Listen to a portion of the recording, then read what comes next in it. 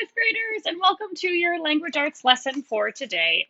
For today, you will need your copy of Little Women, and then again, the same thing, potentially a piece of paper or pencil, or some paper and pencil if you are helping or writing down as we are going answers to questions. So again, I remind you, keep on looking back at your previous questions, previous homework assignments, checking for comments for me, potentially asking for corrections, or just kind of pointing out things to be thinking of moving forward. So for today, our objective is going to be identifying theme evidence. And again, hopefully by now we're very familiar with the themes that we're discussing in Little Women. Looking at the societal expectations of women, the importance of living a virtuous life, and then this relationship between money and happiness. So with that in mind, I'm going to flip you around and we're going to take a look at our questions for today's chapter, which, by the way, is the last chapter we're going to be reading. So, there we go. Number 1 asks, how does Meg say that she will respond to John's proposal? 2, why did Meg's behavior bewilder John? And if something bewilders someone, it confuses them or makes them feel uncertain or disoriented. So what about it was confusing to him? 3, what does Aunt March tell Meg? 4, what is one quote that tells how Meg replies to Aunt March? So 2 things. Again, we want to restate the question. One quote that tells how Meg replies to Aunt March is... and then select a quote. So again, it doesn't have to be lengthy, but again, capture how it is that Meg's responding to this part of Aunt March's comments with a quote. And then to which theme might this relate? Again, picking one of our 3 themes that we're discussing. So this might relate to the theme blank. 6, I'm sorry, it's a spoiler alert, but when will Meg and John marry? And then 7, you're going to create a sentence following all of those vocabulary sentence expectations using the word boon. Remember, at least 6 words, and it should capture the meaning of the word. And so if we're talking about a boon, it's like a gift that someone would give you. So we often say that something is a boon. So his kind words were a boon. So think about kind of a way to capture what might be a gift that is given. Okay. As I mentioned, 5th graders, this is the last chapter that we're going to read together as a class, our last day of work. Well, not last day. We have some more things we're going to do after this about Little Women, but it's the last chapter we're going to be reading. So we haven't been collecting books as we go, which means that you'll continue to have this book in your possession at least for a few more weeks. We'll see how long, but what that means is if you are interested in continuing on with the reading, if you want to see what happens in the second part of the book, I encourage you to take advantage of your time with this book and just keep reading through it and see what happens. It's a great way to continue to build skills even while you're at home working on that independent reading moving forward. So there's a lot that happens in the second part of the book. So if you're kind of curious about what happens with each of these sisters moving forward, I would strongly encourage you to read the second part of the book. So with that in mind, 5th graders, we are on page 220 of the book, chapter 23, titled Aunt March Settles the Question. And of course, remember, we want to make sure that we're following along in the text while you're listening to me read it. That's what's going to, in particular, help you to continue to build that reading skill. Not just listening, but reading while I'm reading to you. So chapter 23, Aunt March Settles the Question. I'm already kind of thinking, what question? So maybe you have an idea based on some of the homework questions, but she's settling some kind of a question, some kind of an uncertainty. Like bees swarming after their queen, mother and daughters hovered about Mr. March the next day, neglecting everything to look at, wait upon, and listen to the new invalid, who was in a fair way to be killed by kindness. As he sat propped up in a big chair by Beth's sofa, with the other 3 close by, and Hannah popping in her head now and then to peek at the dear man, nothing seemed needed to complete their happiness. But something was needed, and the elder ones felt it, though none confessed the fact. Mr. and Mrs. March looked at one another with an anxious expression, as their eyes followed Meg. Jo had sudden fits of sobriety, and was seen to shake her fist at Mr. Brooks' umbrella, which had been left in the hall. Meg was absent-minded, shy, and silent, started when the bell rang, and colored, blushed when John's name was mentioned. Amy said everyone seemed waiting for something and couldn't settle down, which was queer since Father was safe at home. And Beth innocently wondered why their neighbors didn't run over as usual. So we can kind of draw some conclusions, right? There seems to be some sort of unsettled something. Mr. and Mrs. March are looking at Meg a lot. Joe seems to be a lot more serious and a lot more angry at Mr. Brooke. Meg seems to be kind of distracted, her head in the clouds a little bit. So we kind of see, right, we can maybe start to draw some conclusions or make some predictions about what this question is and what is unsettled with the Marches. Laurie went by in the afternoon and, seeing Meg at the window, seemed suddenly possessed with a melodramatic fit, for he fell down upon one knee in the snow, beat his breast, tore his hair, and clasped his hands imploringly, as if begging some boon. And when Meg told him to behave himself and go away, he wrung imaginary tears out of his handkerchief and staggered round the corner as if in utter despair. So we see that Laurie's teasing Meg a little bit by dropping down on his knees and sort of pleading with her. And so what do we think a person would be doing on one knee? So we kind of have to think of something that has been traditional in many, well, in America, definitely. What happens when someone falls on one knee and asks pleadingly a question? What are they asking? You might be thinking that they're asking to marry, right? That's how often people propose in America, one way, one tradition for proposing to somebody. Excuse me. And so Meg's saying, behave, go. What does the goose mean? Said Meg, laughing and trying to look unconscious. So Meg's trying to pretend she doesn't know what he's talking about. He's showing you how your John will go on by and by. Touching, isn't it? Answered Joe scornfully. Don't say my John. It isn't proper or true. But Meg's voice lingered over the words as if they sounded pleasant to her. Please don't plague me, Joe. I've told you I don't care much about him, and there isn't to be anything said, but we are all to be friendly and go on as before. We can't, for something has been said, and Laurie's mischief has spoiled you for me. I see it, and so does Mother. You are not like your old self a bit, and seem ever so far away from me.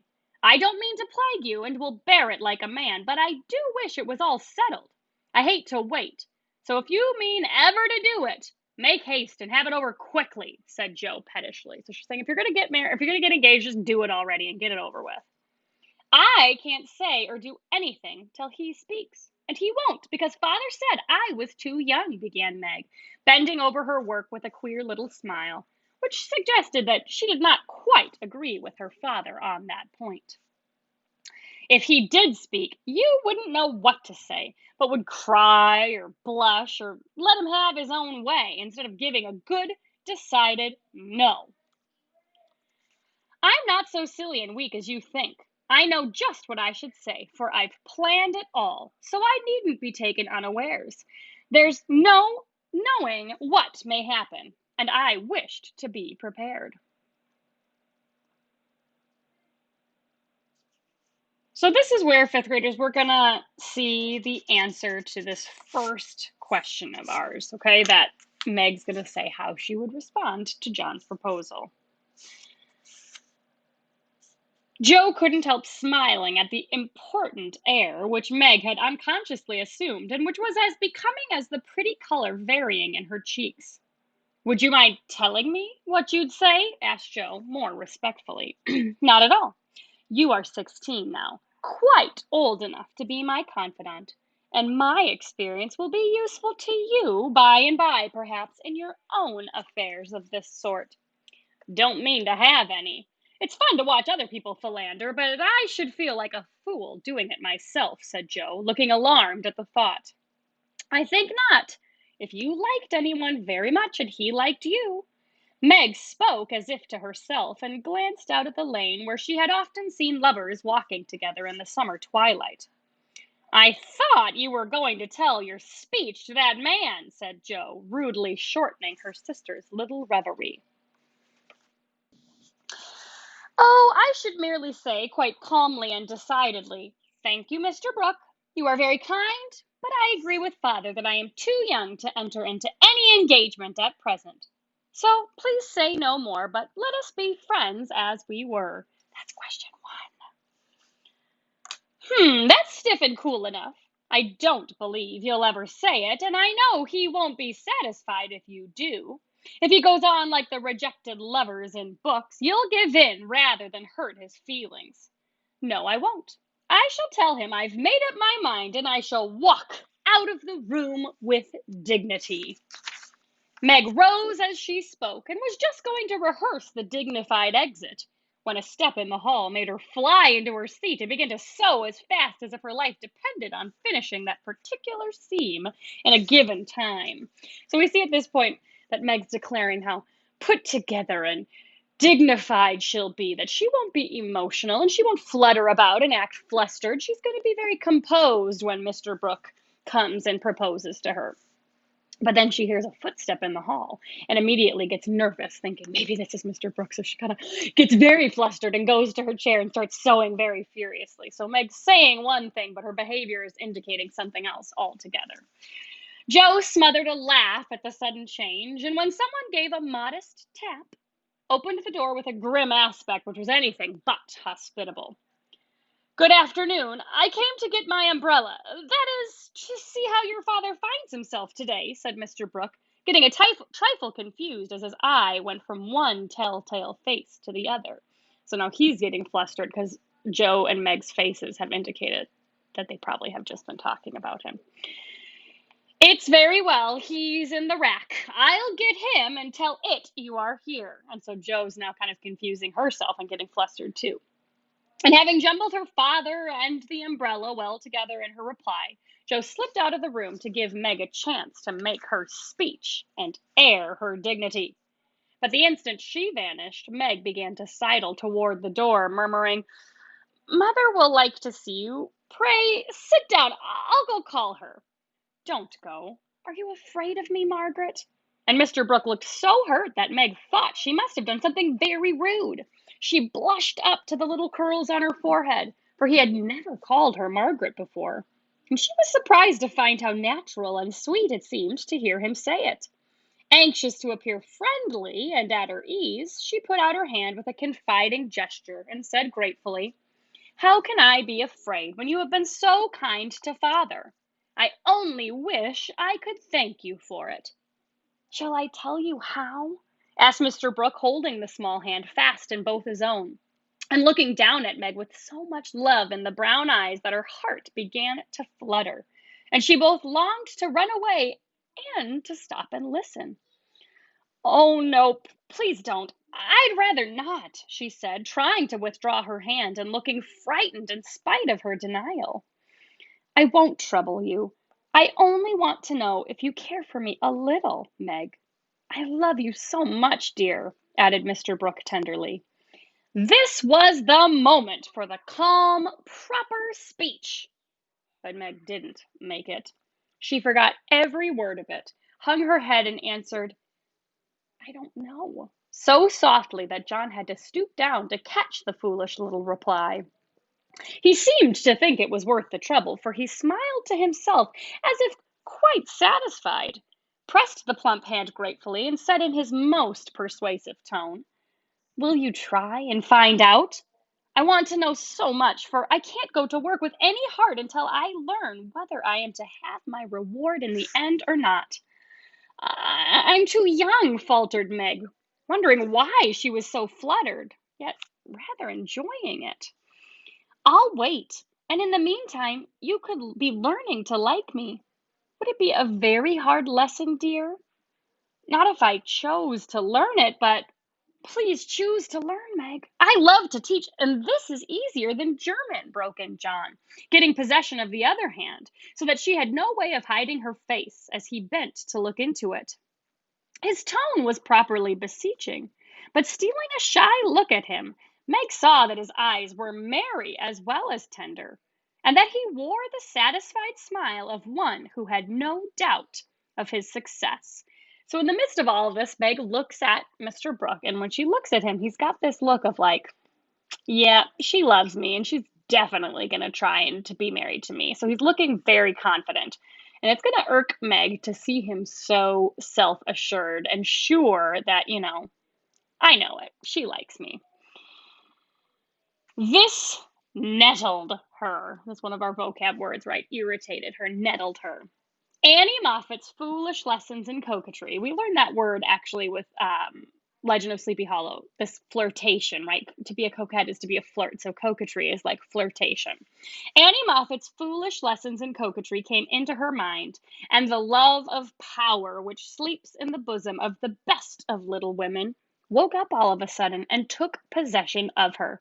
She felt excited and strange, and not knowing what else to do, followed a capricious impulse and withdrawing her hands, said petulantly, I don't choose. Please go away and let me be. Poor Mr. Brooke looked as if his lovely castle in the air was tumbling about his ears, for he had never seen Meg in such a mood before, and it rather bewildered him. There's that word bewilder, which is in our second question, so we can look in that paragraph. What about her behavior bewildered him? Okay. Do you really mean that? He asked anxiously, following her as she walked away. Yes, I do. I don't want to be worried about such things. Father says I needn't. It's too soon, and I'd rather not. Mayn't I hope you'll change your mind by and by? I'll wait and say nothing till you have had more time. Don't play with me, Meg. I didn't think that of you. Don't think of me at all. I'd rather you wouldn't, said Meg, taking a naughty satisfaction in trying her lover's patience and her own power. So we see Meg was irritated with how sure of himself, sure of his success that Mr. Brooke would be. She kind of turned it around and started being a little bit dismissive of him. Um, but also, we know that she does like him. So at this point, she's kind of playing with his emotions a little bit, which isn't very kind of her, right? She's just sort of jerking him around just to show him, like, you don't have control of me, and kind of throwing his emotions around. And he's kind of surprised and saying, I didn't think that you would be that way. And she says, don't think of me at all. And taking some joy and satisfaction and knowing that she's toying with his emotions a little bit, in spite of the fact that she does actually have these feelings for him. He was grave and pale now, and looked decidedly more like the novel heroes whom she admired. But he neither slapped his forehead nor tramped about the room as they did. He just stood looking at her so wistfully, so tenderly, that she found her heart relenting in spite of her. What would have happened next, I cannot say, if Aunt March had not come hobbling in at this interesting minute. This ought to be interesting. The old lady couldn't resist her longing to see her nephew, for she had met Laurie as she took her airing, and hearing of Mr. March's arrival, drove straight out to see him. The family were all busy in the back part of the house, and she had made her way quietly in, hoping to surprise them. She did surprise two of them so much that Meg started as if she had seen a ghost, and Mr. Brooke vanished into the study. Bless me, what's all this? Cried the old lady, with a rap of her cane, as she glanced from the pale young gentleman to the scarlet young lady. It's father's friend. I'm so surprised to see you, stammered Meg, feeling that she was in for a lecture now. That's evident, returned Aunt March, sitting down. But what is father's friend saying to make you look like a peony? There's mischief going on, and I insist upon knowing what it is, with another rap. We were merely talking. Mr. Brooke came for his umbrella, began Meg, wishing that Mr. Brooke and the umbrella were safely out of the house. Brooke? That boy's tutor? Ah, I understand now. I know all about it. Joe blundered into a wrong message in one of your father's letters, and I made her tell me. You haven't gone and accepted him, child, cried Aunt March, looking scandalized. So she's saying, you haven't gone and said you'd marry him, have you? Hush, he'll hear. Shan't I call mother? Said Meg, much troubled. Not yet. I've something to say to you, and I must free my mind at once. Tell me, Do you mean to marry this cook? So you see with a capital C, right? She's referring to that as his name. We know his name is Brooke, but she's kind of not even bothered to learn his name appropriately, right? She's calling him Mr. Cook now. If you do, not one penny of my money ever goes to you. Remember that, and be a sensible girl, said the old lady impressively. So we're getting at the answer to question 3 here. Now, Aunt March possessed in perfection the art of rousing the spirit of opposition in the gentlest people, and enjoyed doing it. The best of us have a spice of perversity in us, especially when we are young and in love. If Aunt March had begged Meg to accept John Brooke, she probably would have declared that she couldn't think of it. But as she was peremptorily told not to like him, she immediately made up her mind that she would. Inclination as well as perversity made the decision easy. And being already much excited, Meg opposed the old lady with unusual spirit. I shall marry whom I please, Aunt March, and you can leave your money to anyone you like, she said, nodding her head with a resolute air. Highty-tighty! Is that the way you take my advice, miss? You'll be sorry for it by and by, when you've tried love in a cottage and found it a failure.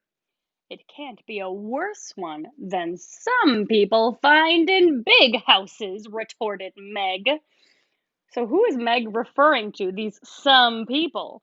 So Mark is telling her, yeah, you think it's going to be great, but then you're going to see how unhappy you are living in a poor home without any of your needs. And Meg says, can't be much worse than some people having a big house. So we can kind of infer that the some people here would be Aunt March. Meg saying, you don't seem all that happy and you've got all the money you could ever want. Aunt March put on her glasses and took a look at the girl, for she did not know her in this new mood. Meg hardly knew herself. She felt so brave and independent, so glad to defend John and assert her right to love him if she liked. Aunt March saw that she had begun wrong, and after a little pause made a fresh start, saying as mildly as she could, now, Meg, my dear, be reasonable and take my advice. I mean it kindly, and don't want you to spoil your whole life by making a mistake at the beginning. You ought to marry well and help your family.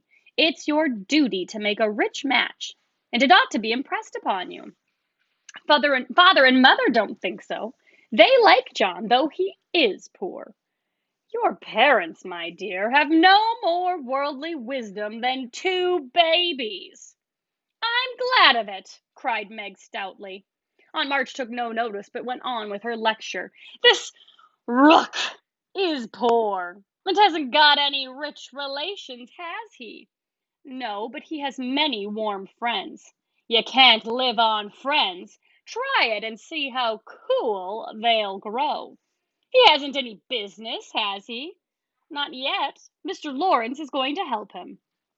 That won't last long. James Lawrence is a crotchety old fellow, and not to be depended on. So you intend to marry a man without money, position, or business, and go on working harder than you do now, when you might be comfortable all your days by minding me and doing better. I thought you had more sense, Meg. I couldn't do better if I waited half my life. John is good and wise. He's got heaps of talent. He's willing to work and sure to get on. He's so energetic and brave. Everyone likes and respects him, and I'm proud to think he cares for me, though I'm so poor and young and silly, said Meg, looking prettier than ever in her earnestness. He knows you have got rich relations, child. That's the secret to his liking, I suspect. So now Aunt March is implying that Mr. Brooke only is trying to marry Meg for her family's money, that he sees that this is an opportunity for him to get married and get money that way. Aunt March, how dare you say such a thing? John is above such meanness, and I won't listen to you a minute if you talk so, cried Meg indignantly, forgetting everything but the injustice of the old lady's suspicions. My John wouldn't marry for money any more than I would. We are willing to work, and we mean to wait. I'm not afraid of being poor, for I've been happy so far, and I know I shall be happy with him, because he loves me, and I... Meg stopped there, remembering all of a sudden that she hadn't made up her mind. that she had told her, John, to go away and that he might be overhearing her inconsistent remarks. So Meg stops, but what do we infer she was going to say? She says, "He loves me and I," and then she stops. What do we infer that she was just about to say? Probably she was going to say, "And I love him." Aunt March was very angry, for she had set her heart on having her pretty niece make a fine match, and something in the girl's happy young face made the lonely old woman feel both sad and sour. "Well, I wash my hands of the whole affair. You are a wilful child, and you've lost more than you know by this piece of folly. No, I won't stop. I'm disappointed in you, and haven't spirits to see your father now. Don't expect anything from me when you are married. Your Mr. Brooks friends must take care of you. I'm done with you forever." And slamming the door in Meg's face, Aunt March drove off in high dudgeon. She seemed to take all the girl's courage with her, for when left alone, Meg stood a moment, undecided whether to laugh or cry. Before she could make up her mind, she was taken possession of by Mr. Brooke, who said all in one breath, "I couldn't help hearing, Meg. Thank you for defending me, and Aunt March for proving that you do care for me, a little bit." "I didn't know how much till she abused you," began Meg. "And I needn't go away, but may stay and be happy, may I, dear?" Here was another fine chance to make the crushing speech and the stately exit. But Meg never thought of doing either, and disgraced herself forever in Joe's eyes by meekly whispering, "Yes, John," and hiding her face on Mr. Brooks' waistcoat. 15 minutes after Aunt March's departure, Joe came softly downstairs, paused an instant at the parlor door, and hearing no sound within, nodded and smiled with a satisfied expression, saying to herself, "She has seen him away as we planned, and that affair is settled. I'll go and hear the fun and have a good laugh over it." But poor Joe never got her laugh, for she was transfixed upon the threshold by a spectacle which held her there, staring with her mouth nearly as wide open as her eyes. Going in to exult over a fallen enemy, and to praise a strong-minded sister for the banishment of an objectionable lover, it certainly was a shock to behold the aforesaid enemy serenely sitting on the sofa, with the strong-minded sister enthroned upon his knee, and wearing an expression of the most abject submission. Joe gave a sort of gasp, as if a cold shower bath had suddenly fallen upon her, for such an unexpected turning of the tables actually took her breath away. At the odd sound, the lovers turned and saw her. Meg jumped up, looking both proud and shy. But that man, as Joe called him, actually laughed and said coolly, as he kissed the astonished newcomer, "Sister Joe, congratulate us." That was adding insult to injury. It was altogether too much, and making some wild demonstration with her hands, Jo vanished without a word.